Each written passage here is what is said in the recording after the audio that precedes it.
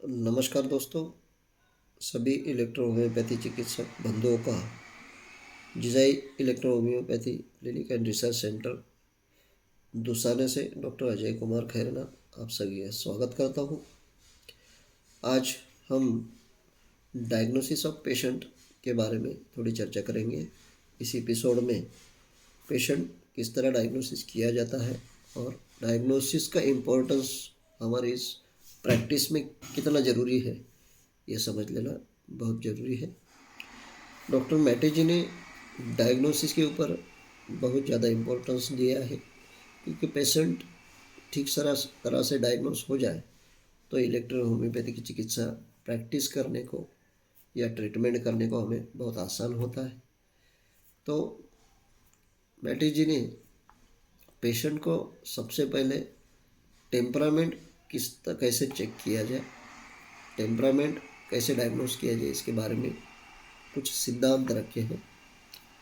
जब पेशेंट आता है तो किस तरह चलता है, उसके चलने का ढंग कैसा है, वो बैठता कैसे है, बोलता कैसे है, उसके बॉडी लैंग्वेज कैसी है, ये सब देखने के बाद हमें कुछ तरह ये पेशेंट किस टेम्परामेंट का है ये समझ आ जाता है। भी टेम्परामेंट यानी कि पेशेंट की प्रकृति। अभी पेशेंट किस प्रकृति का है, किस टेम्परामेंट का है, ये समझने के लिए डायग्नोसिस बहुत ज़रूरी है। डॉक्टर मैटी जी ने 3 तरह के टेम्परामेंट्स बताए हैं, 3 तरह की प्रकृतियाँ बताई है। हर इंसान अलग अलग प्रकृति का होता है, अलग अलग टेम्परामेंट का होता है।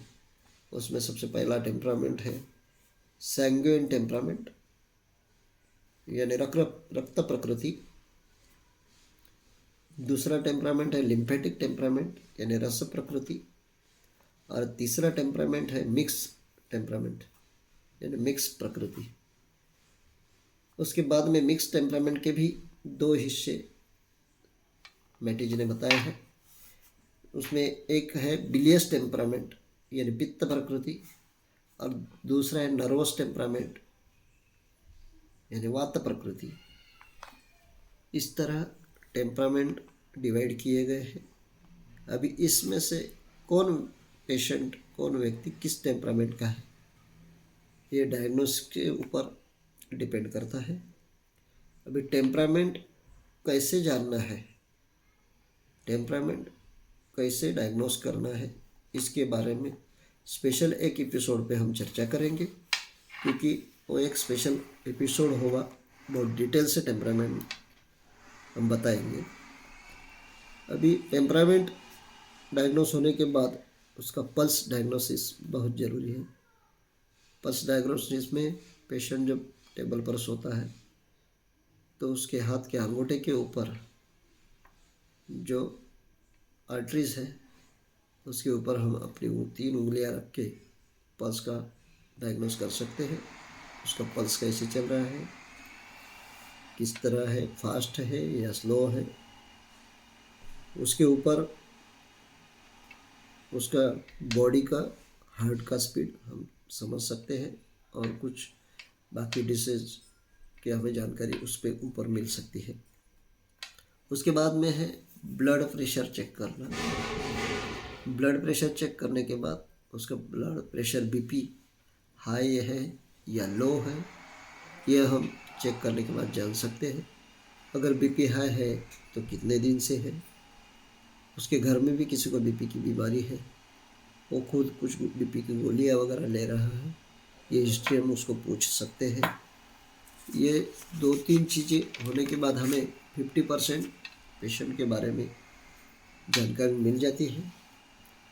यानी जब पेशेंट हमारे पास आता है तो वो चल कैसे रहा है, बोल कैसे रहा है, उसका पल्स कैसे है, उसका बीपी कैसे है, उसके पास्ट हिस्ट्री, यानी उसके घर में किसी को ये बीमारी है क्या, ये कितने दिन से है, ये सब पूछकर हम उसकी हिस्ट्री ले सकते हैं।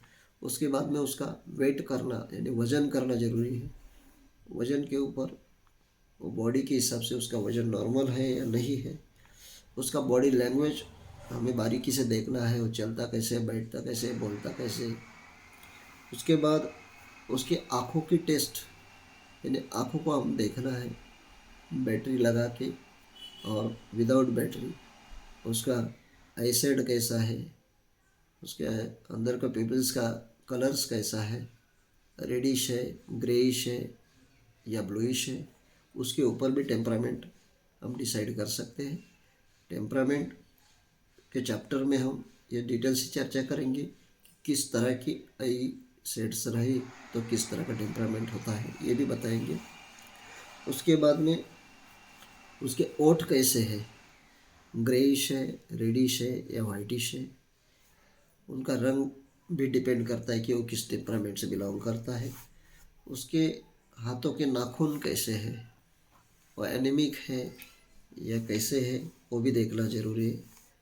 इन सभी चीज़ों पर हम बारीकी से स्टडी करके पेशेंट को डायग्नोस करने के लिए कम से कम आधा घंटा ले सकते हैं। आधा घंटा पेशेंट को चेक करने के बाद एक एक पॉइंट हम नोट करते जाएंगे। नोट करने के बाद आखिरी में डिसाइड करना है कि ये सारी चीज़ों में पेशेंट किस टेम्परामेंट से बिलोंग करता है, पेशेंट को क्या क्या बीमारी है और पेशेंट को क्या क्या क्या हो रहा है, कितने दिन से हो रहा है। ये सारी हिस्ट्री हमारे पास आने के बाद हम उसके ऊपर इलेक्ट्रो होम्योपैथी की ट्रीटमेंट आसानी से कर सकते हैं। आज के लिए पेशेंट डायग्नोसिस में इतना ही। आगे के एपिसोड में हम आपको टेम्परामेंट के बारे में डिटेल बताएंगे। तब तक के लिए धन्यवाद। Thank you very much. जय हिंद, जय महाराष्ट्र।